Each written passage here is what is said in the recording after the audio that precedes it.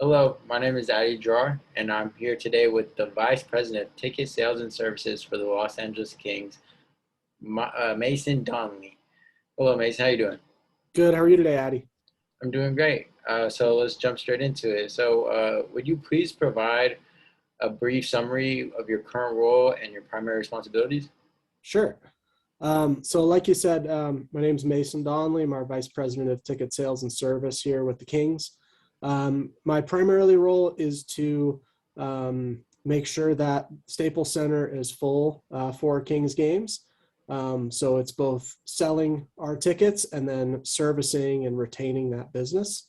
We have a couple different avenues. Season tickets, primarily, of course.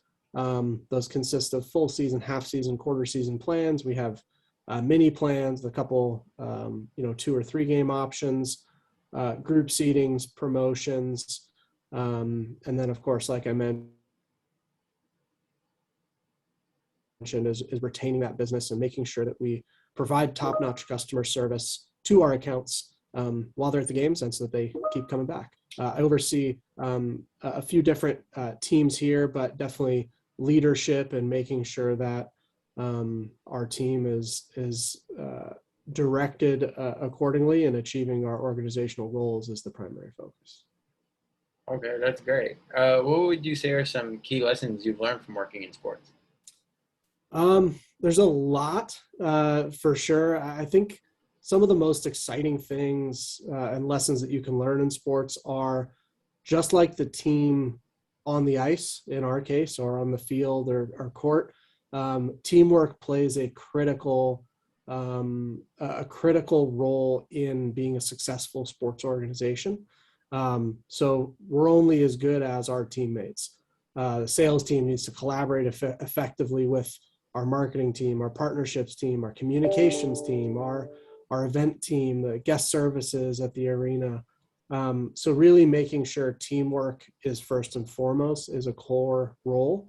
The other really exciting thing about sports is that you never know what you're going to get. It's just constantly changing. There's new challenges every day, whether it's dealing with wins and losses or over the last couple of years, obviously a pandemic in play that can change the course of how your fan experience and business operates.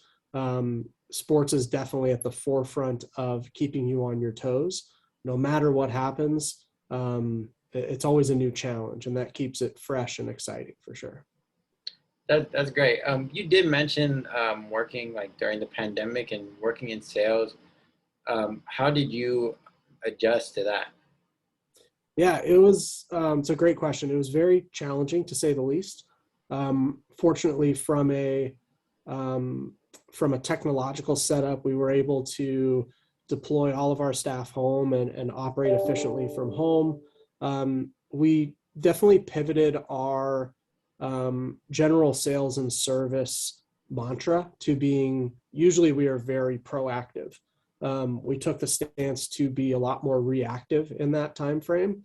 Obviously, a lot of our fans were dealing with a variety of challenges, whether they be health related, whether they be financial related, or just how they're supporting the team and where sports falls in their current realm of importance. Obviously, sports is a uniting factor and something that people always like to rally behind, but during a global pandemic, there are many other challenges that jump to the forefront. So it really changed our focus to be more reactive as far as our general outreach.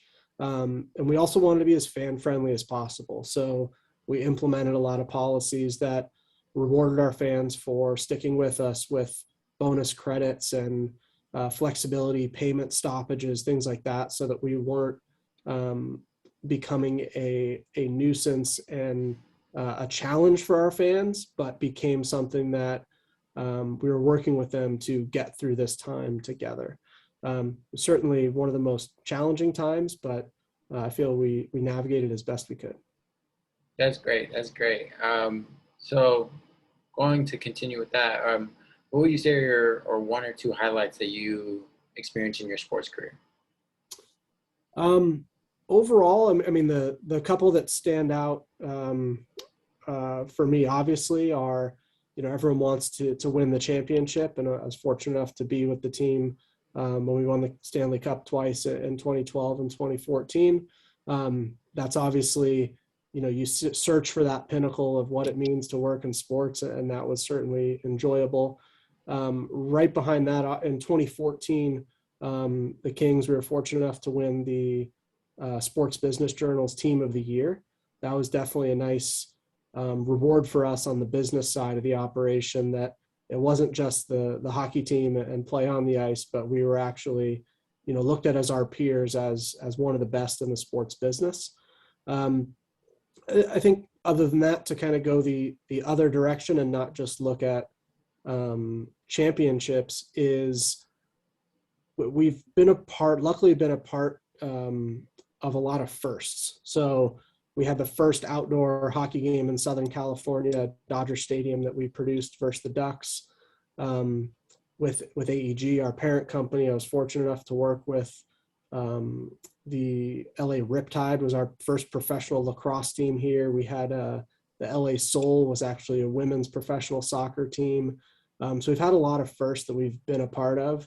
And it's always great to lay that groundwork and kind of start from scratch and see something come to fruition and be a success. So both from the ground up to, winning the championships is the pinnacle.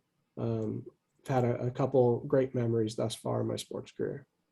That's great. I kind of want to know what is that experience of feeling after winning a championship as someone being on the business side? It's pretty special. I mean, for me personally, I'm born and raised in Los Angeles. I grew up an LA Kings fan. So to be a part of that first Stanley Cup championship, coming back to my favorite team and the city and team that I love, was definitely a very special moment for me personally. I think, from a business side, it's a culmination of all the hard work, and you get to see the smile on the face of these players that have, and coaches and hockey operations staff that have worked their entire life to get their name on that cup. You get to see, the fans that have put their blood, sweat, and tears and really their time and their disposable income into seeing that dream come to fruition, and they get to experience that with their family and friends and fellow fans. And then that's kind of parlays right into the front office as well, where we put our blood, sweat, and tears into it, and we spend more time with our coworkers often than with our own families. So to be able to see that championship and celebrate it with everyone is a really special moment. That's great. That is great.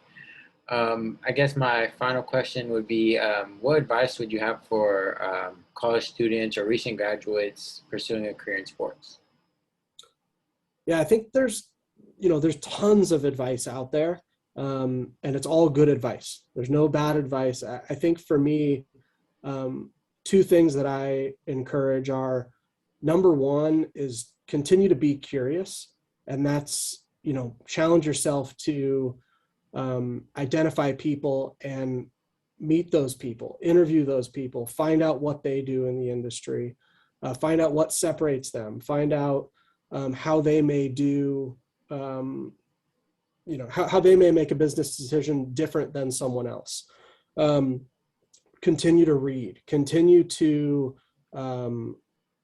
read Sports Business Journal, other journalistic entries that talk about sports, but also whatever you're interested in your daily life, how can that impact the sports business? Obviously, the sports business is often a mixing ground of all things. Politics find their way into sports, religion finds its way into sports, every interest comes into sports. So there's no shortness of collaboration opportunities that you can look at. So continue to be curious and push yourself, because it's not necessarily just you're interested in hockey, so you should work in hockey. You're interested in hockey and 10 other things, and that can make you a valuable asset to that hockey team or to any sports organization. The other thing that I'd say is just get involved any way you can. So sometimes that's an internship, sometimes it's a volunteer opportunity, sometimes it's a part-time opportunity, sometimes it's just an informational interview. But no opportunity is too small to get your foot in the door and start meeting people, but then make the most of that opportunity. So put your best foot forward, dress for the job that you want, not the job you have. And really make sure that you're getting the most out of that, and follow up with the people that you meet. Grow your LinkedIn network, but no opportunity is too small. Take on everything you possibly can, because you never know when your next opportunity is going to come. Cool. Thank you very much. That was my final question. I just want to say thank you again for your time. And is there anything else you'd like to add? No, that's it. Thanks, Addy. Thank you, Mason. Have a great day.